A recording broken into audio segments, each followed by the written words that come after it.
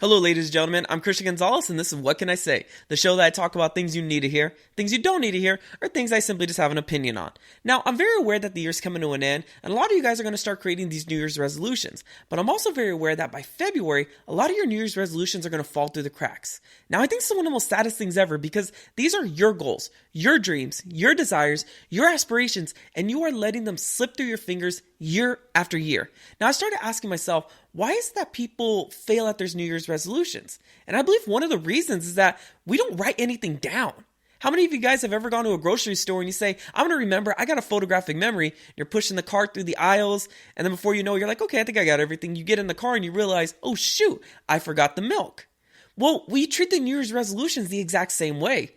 We go through the entire year and all of a sudden July comes around. We're like, oh shoot, that's right. I had a New Year's resolution. And then October comes around and then we realize, oh no, only 3 more months to lose 60 pounds. Forget it. I'm a complete failure. So one of the keys to maintaining your New Year's resolution is physically write it down on a goal card. Now, as generic as this may sound, something about the physical act of writing it down, it seals it into your memory. And even more importantly than that, you take that goal card and you stick it in your purse, you stick it in your wallet. So every single day that you go through life, you touch it, you are instantly reminded of the goals that you set for yourself. Now, what do I put on this goal card? How do I organize it? One of the big things that a lot of people do when they create New Year's resolutions is they always focus on the big dream, on the big goal, but we're trying to create lasting change with no stable foundation. Give you guys an example. Take someone that's sitting on the couch and all of a sudden they decide, you know what, I want to go run a marathon. Yes, those are big goals. Those are big dreams.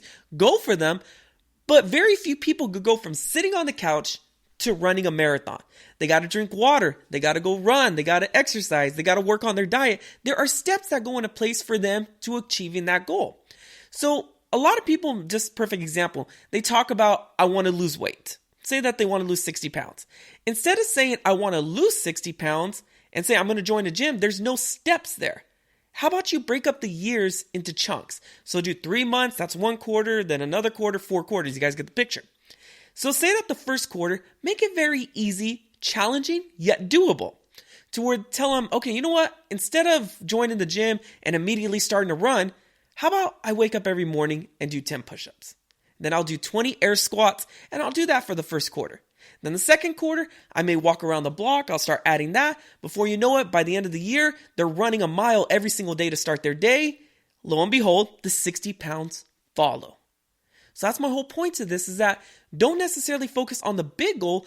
Focus on the day-to-day process that you can contribute in order to reach your overall goal. Now, lastly, is some people don't have a big enough motivation. We always focus on what we can get rather what we lose. But let me give you guys another example. Say that I put $1 million at the end of a mile and I told you guys to run as fast as you can. Most people average, they might run the mile in about 8 minutes. But what happens if I take the $1 million away and put a bear behind you and tell you to run as fast as you can? You will probably run that mile in about 5 minutes or however fast that bear ends up running it. So the whole purpose to this is that human beings, we always move faster when we're running away from something rather than to something. But yet the whole New Year's resolution idea is what we can gain rather than what we lose. And so I feel that the motivation is off. So for you guys, whenever you structure your New Year's resolution, focus on what you will lose if you don't accomplish your goal. Because all of a sudden the motivation is switched and the pain hits a little bit differently. So say that you want to lose, perfect example. Say that you want to quit smoking. Yes, by the end of the year, you think of all the stuff that you gained where at the end of the year, okay, I'll save all this money. I'll quit this nasty habit. How about you focus on this? If you don't quit smoking, there's a chance you're going to get lung cancer. There's a chance you won't be there for your kids. There's a chance you won't be there for your family, for your friends. Are you ready to leave that emotional burden on them? Now see, with that, the motivation is switched. For people that want to lose weight and all of a sudden they're like, oh, I want to look sexy, I want to look thin, I want to be able to go to the beach. Well, what happens if you don't lose weight and you develop diabetes? Or if you end up getting kidney failure and you have to go to dialysis? See, the motivation is switched again. And so that's the whole thing with this, that you got to structure your New Year's resolution as what you will lose rather than what you gain. So for this year, write out a goal card. What it is that you're going after. Physically write it down because it imprints in your memory. Now, number 2 is structure it in steps. Slowly work your way up to it. Don't just say that you want this big goal. Focus on how you are going to get it rather than getting it. And lastly, focus on what will happen if you do not achieve it. You guys following what I'm saying here? Now, like I said, the whole purpose for this episode is for you guys to optimize your chances of succeeding on your New Year's resolution. Because like I said, these are your goals. These are your dreams. These are your desires.